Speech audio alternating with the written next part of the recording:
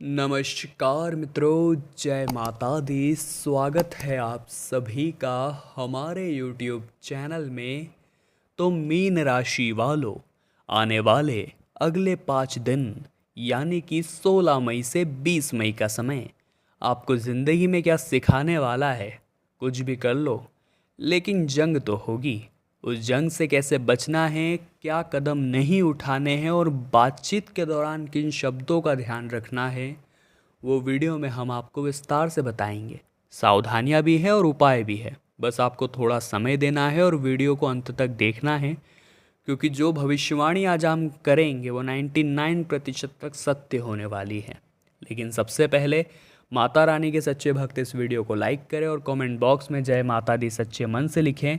आपके भी सारे बिगड़े काम बनने वाले हैं। किस्मत के तकाजे से आपके अंदर मंगल ग्रह का प्रभाव कुछ ऐसा झलकेगा कि गुस्से की तीव्र मात्रा होगी, क्योंकि जिन भी कुंडली में मंगल का प्रभाव दिखता है वहाँ वहाँ पर तीव्र संभावना होती है कि क्रोध का अतिरेक होगा।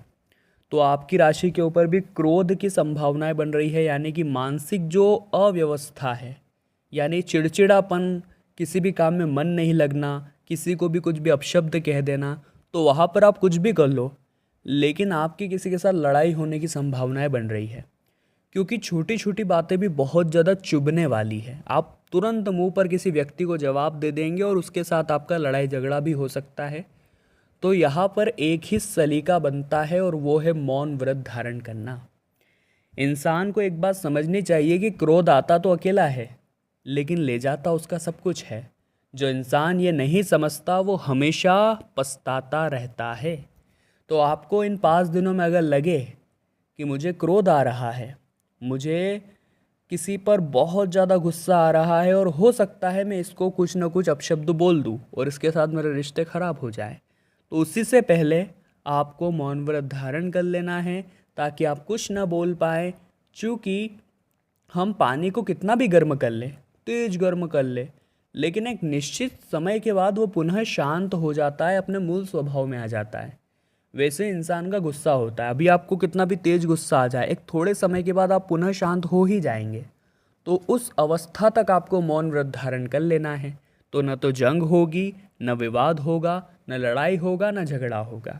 आपकी ज़िंदगी शानदार रहेगी और दोस्तों दुश्मनों की जो योजनाएं हैं उस पर आप पूरी तरह से पानी फेर देंगे। अब बात अगर नौकरी पेशा इंसान की करे, तो देखिए नौकरी में हर किसी इंसान की एक लिमिट होती है काम करने की। मान लीजिए आपने बहुत सारा काम निपटाया और आपके मन में एक इच्छा जागृत हुई कि अब जल्दी से परिवार वालों के साथ जाता हूँ और उनके साथ बैठकर बातें करूँगा, गप्पे लड़ाऊँगा, यादों को सुनहरा बनाऊँगा। तभी आपके बॉस या अन्य आपके ऊपर और ज़्यादा काम डाल देते हैं, क्योंकि नौकरी जिसमें हम ना नहीं कर सकते हैं। नौकर, किसी भी कंपनी का नौकर, नौकरी का मतलब ही ये होता है दोस्तों, आप इस बात से भाग नहीं सकते। तो आपको उनकी बात तो माननी ही पड़ेगी। नहीं मानते हैं तो नौकरी को अलविदा कहना पड़ेगा। नौकरी छोड़नी पड़ी तो परिवार के लिए आप पारिवारिक जिम्मेदारियां कैसे निभा पाएंगे। तो कहीं ना कहीं मन मारना पड़ता है एक नौकरी पेशा इंसान को, और उसे बहुत कुछ सहना पड़ता है। तो वहाँ पर मेंटली स्ट्रांग रहने की बहुत ज़रूरत होती है। मान लीजिए वह आपको गुस्सा आ गया और आपने अपने काम को लात मारी और आप घर आ गए। 2 दिन हुए, 5 दिन हुए, 10 दिन हुए, आपको ये समझ आया कि यार मुझे खुद पर थोड़ा कंट्रोल करना था। आज अगर मैं ऐसा नहीं बोला होता तो मेरी जॉब सलामत रहती और परिवार में कष्टों का सामना नहीं करना पड़ता। तो वही तो हम आपको समझाना चाहते हैं दोस्तों। आप कुछ भी कर लीजिए, नकारात्मक ग्रहों के प्रभाव से आपकी ज़िंदगी में अशुभता आएगी, लेकिन अगर आप खुद की जिम्मेदारी लेंगे, परिस्थितियाँ बिगड़ने पर मौन व्रत धारण कर लेंगे, परिस्थितियाँ बिगड़ने पर खुद को संभाल लेंगे, तो परिस्थितियाँ भी संभल जाएगी। लेकिन जो इंसान ये बात नहीं समझता वो हमेशा पछताता रहता है। आगे वीडियो में ज़रूरी सावधानियां हैं और अंत में कीमती उपाय हैं। थोड़ा सा समय निकालिए और वीडियो को अंत तक देखिए, आपका हर रुका हुआ कार्य बनेगा। अगर शिक्षा क्षेत्र की बात करें तो बहुत बड़ा घोटाला चल रहा है समाज में।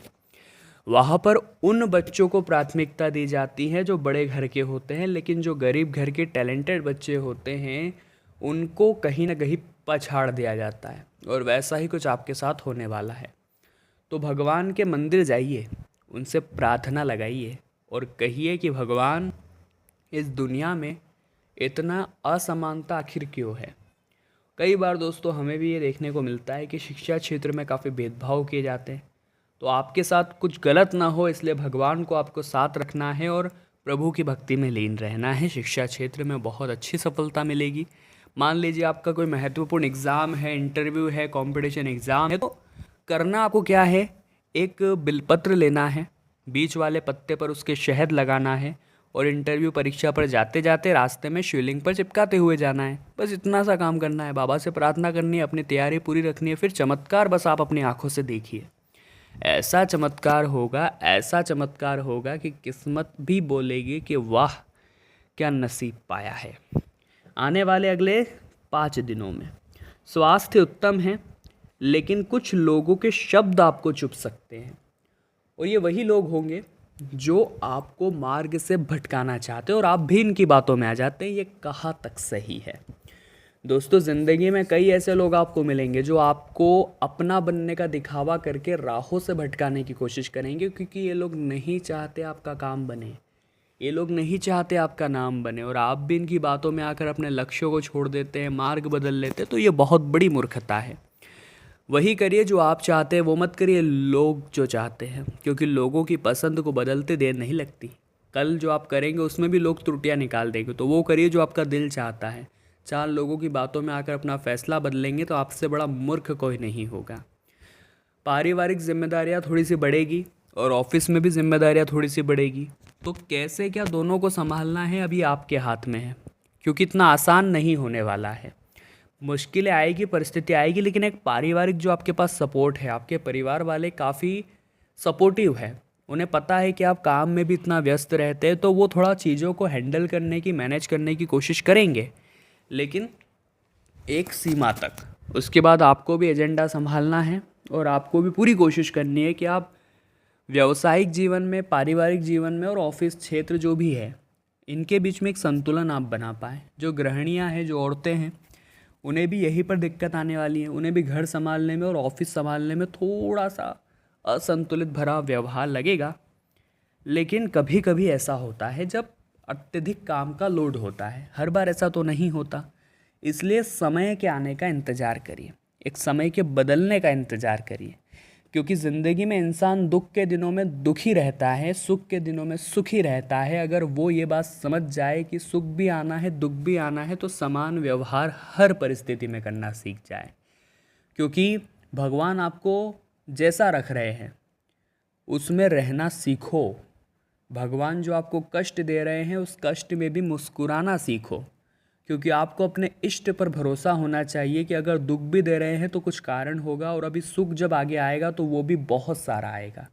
ये सोचकर जो दुख है ज़िंदगी में उसे भी झेल लो, फिर परिस्थितियाँ भी आपको रुला नहीं पाएगी और कोई भी चीज़ आपको परेशान नहीं कर पाएगी। अब हम आपको 2 उपाय बताने जा रहे हैं, कृपया करके ध्यान से सुनिए, क्योंकि दोनों ही उपाय आपका काम बनाएंगे, आपकी किस्मत संवारेंगे और ज़िंदगी को इतना शानदार बना देंगे कि आपने सोचा नहीं होगा। अब दोस्तों उपायों के बारे में अगर हम चर्चा करें तो सबसे पहला उपाय आपको क्या करना है, गौर फरमाइएगा। मंगलवार का दिन जब भी आता है तो एक कलश में आपको जल भरना है। उस जल को अपने घर से ही लेकर के जाना है हनुमान मंदिर तक। हनुमान जी के सामने वो जल भरा हुआ कलश रखकर वहाँ पर आसन लगाकर बैठिए और हनुमान बाहुक का पाठ करिए। आपका पाठ जैसे ही पूरा हो जाता है उस जल को उठाइए और पी लीजिए। आपकी मनोकामना भी इसी बीच आपको रख देनी है, और ये काम आपको किसी भी मंगलवार के अगले 21 दिनों तक या फिर 21 मंगलवार तक करना है। आपकी हर बिगड़ी से बिगड़ी मुसीबत का हल आपको मिलेगा और हनुमान जी महाराज आपका वो काम जरूर बनाएंगे। किसी प्रकार की दिक्कत होगी तो वो दिक्कत ज़रूर दूर करेंगे। अगला उपाय हम सीधा शनिवार का आपको बताएंगे। शनिवार का दिन कर्मफलदाता रविपुत्र शनिदेव जी महाराज को समर्पित है। तो इस दिन आपको एक लोटे में जल लेना है, उसमें घी डालना है, गुड़ डालना है, शक्कर डालनी है।